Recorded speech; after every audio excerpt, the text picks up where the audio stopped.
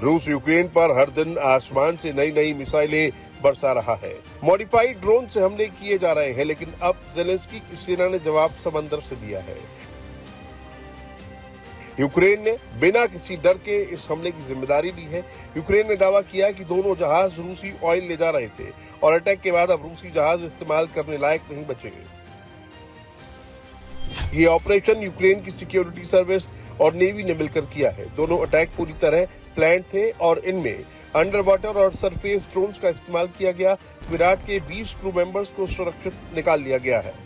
Carolus के सभी 25 crew members को भी बचा लिया गया। 2 शिप टारगेट किए गए हैं। जो 2 शिप टारगेट किए गए हैं वो रूस की शैडो फ्लीट का हिस्सा माने जाते हैं। विराट एक क्रूड ऑयल टैंकर है जो रूसी तेल को इंटरनेशनल प्रतिबंधों से बचाकर एशिया और दूसरे बाजारों तक पहुंचाने के लिए इस्तेमाल होता है। यूक्रेन के इस अटैक से रूस की तेल सप्लाई पर बड़ा असर पड़ेगा। पानी में किए गए इस हमले से पुतिन का खून और ज्यादा खौल रहा है। उस हमले का बदला सिर्फ एक फ्रंट नहीं बल्कि कई फ्रंट पर लेंगे।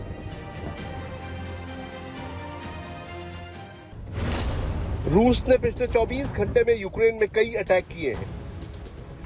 कीव, खार्किव,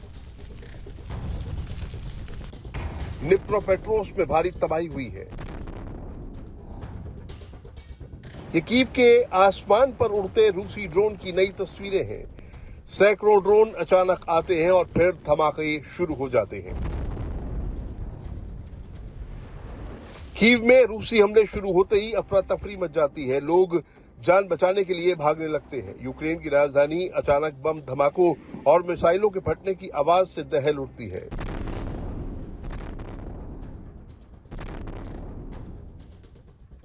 मल्टी स्टोरी इमारतों से आग की लपटें निकलने लगती हैं। बड़े बड़े फ्लैट और रिहायशी इमारतें आग में जलने लगती हैं।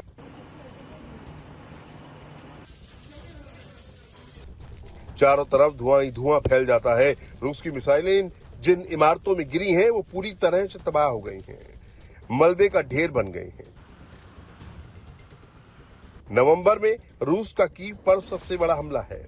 ऐसा हमला रूस ने अक्टूबर के पहले हफ्ते में किया था।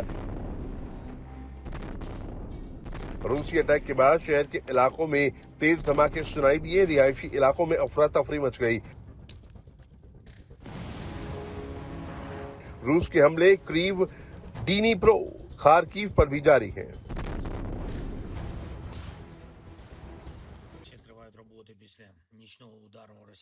कल रात हुए रूसी मिसाइल और ड्रोन हमले के बाद काम अभी भी जारी है। एक बड़े पैमाने पर हमला था जिसका मुख्य निशाना एनर्जी इंफ्रास्ट्रक्चर था। रूस अपनी रणनीति नहीं बदल रहा है और सर्दियों से पहले यूक्रेन को इस तरह का नुकसान पहुंचाने की कोशिश कर रहा है। ये जरूरी है कि हम जवाबी कार्रवाई करें। ये जरूरी है कि हम उन्हें मार गिराएं। 19 मिसाइलें मार गिराई गई हैं, जिनमें बैलिस्टिक मिसाइल्स भी शामिल हैं। लगभग 560 ड्रोन भी मार गिराए गए, जिनमें से लगभग 300 शाहिद शामिल थे। दुर्भाग्य से सभी ड्रोन नहीं गिराए गए और एयर डिफेंस को मजबूत करना हमारी पहली प्राथमिकता है। यह काम यूक्रेन और उनके सहयोगियों के लिए बहुत मुश्किल और बहुत महंगा है।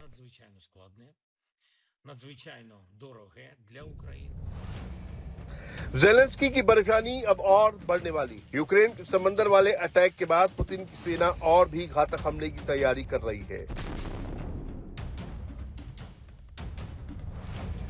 रूस यूक्रेन वॉर पहले से ज्यादा भीषण हो गई है।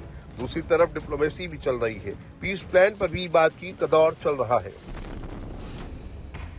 एक यूक्रेनी डेलीगेशन अमेरिकी विदेश मंत्री मार्को रूबियो और डोनाल्ड ट्रंप के विशेष प्रतिनिधि स्टीव विटकॉफ से मुलाकात करने अमेरिका पहुंचा है। ये डेलीगेशन फ्लोरिडा में रूस के साथ युद्ध विराम की प्लानिंग पर अमेरिकी नेताओं से चर्चा करेगा। राष्ट्रपति ट्रंप के सलाहकार जेरेड कुशनर भी इस बैठक में शामिल रहेंगे। यूक्रेनी प्रतिनिधिमंडल संयुक्त राज्य अमेरिका में है और जिनेवा पॉइंट्स पर आधारित बातचीत जारी रहेगी। डिप्लोमेसी एक्टिव है। अमेरिकी पक्ष कंस्ट्रक्टिव रुख अपना रहा है और आने वाले दिनों में युद्ध को गरिमापूर्ण तरीके से खत्म करने के कदमों को अंतिम रूप देने की कोशिश है। यूक्रेनी प्रतिनिधिमंडल के पास आवश्यक निर्देश है और मुझे उम्मीद है कि टीम स्पष्ट यूक्रेनी प्राथमिकताओं के अनुरूप काम करेगी। डोनाल्ड ट्रंप के पीस प्लान को लेकर विवाद खड़ा हो गया है। वॉल स्ट्रीट जर्नल रिपोर्ट के मुताबिक ट्रंप के पीस प्लान का मकसद शांति कायम करना नहीं बल्कि बिजनेस करना है। रिपोर्ट्स के मुताबिक पीस प्लान के जरिए यूक्रेन की जमीन का कुछ हिस्सा रूस को सौंपना भी शामिल है। कुल मिलाकर पीस प्लान काफी हद तक रूस के फेवर में है। पीस प्लान पर ज़ेलेंस्की को आखिरी फैसला लेना है कि क्या वो सरेंडर करते हैं या फिर रूस से लड़ाई जारी रखते हैं।